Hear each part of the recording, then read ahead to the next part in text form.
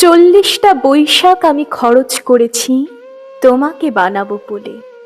40টা বর্ষা আমি খরচ করেছি তোমার হাসির পিছনে থাকা বিষাদকে ধরবো বলে।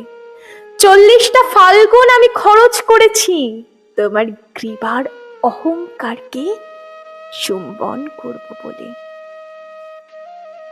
আমি কুমোর পাড়ার কুমোর।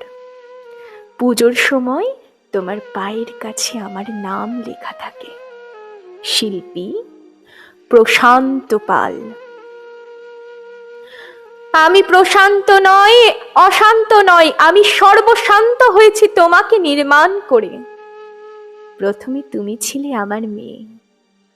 বিজলির জানু যখন ধীরে ধীরে মাটির জাহ্নবী হয়ে উঠত, বিজলির স্তন তখন হয়ে উঠত পাথরের মতো সর্বভূতেষু সমস্থিতা।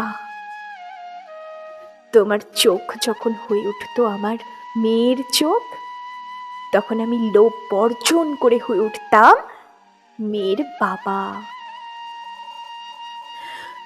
তোমার পিঠ বানাতে বানাতে আমি মাটি দিতে দিতে হয়ে উঠেছি তোমার গোপন প্রেমিক। তোমার পিঠে মধ্যরাতে গোপনে চুম্বন করে বলেছি, আমি তোমাকে ছাড়বো না, তোমাকে আমি আমেরিকায় যেতে দেব না, মাত্র ওই কটা ডলারে তোমাকে আমি দিয়ে দিতে পারি না। তোমার চুল যখন হয়ে উঠল নৈঋত্যের কালো মেঘ, তোমার চোখ যখন হয়ে উঠল অবগাহন, তোমার ঠোঁট যখন হয়ে উঠল ভাসান,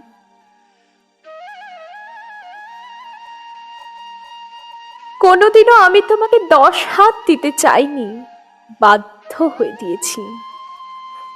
তুমি আমার জ্বরের সময় জলপট্টি দিয়েছ, সেই দুটো হাতেই তুমি আমার মা, আমার মাতৃরূপেণু সংস্থিতা। তোমাকে খোলা চিঠি লিখে গেলাম। মাটি মাখতে মাখতে আমি নিজেকে গুলি মেশাতে মেশাতে তোমাকে বানাই। আমার এই আঙুলগুলো না থাকলে তুমিও থাকতে না। আমার 40টা ফাল্গুন, 40টা বৈশাখ খরচ করেছি একবার একবার তোমায় চোখ ভরে দেখবো বলে। ওরা তোমাকে যখন এসে লরিতে তোলে, তখন আমার বুক ফেটে যায়।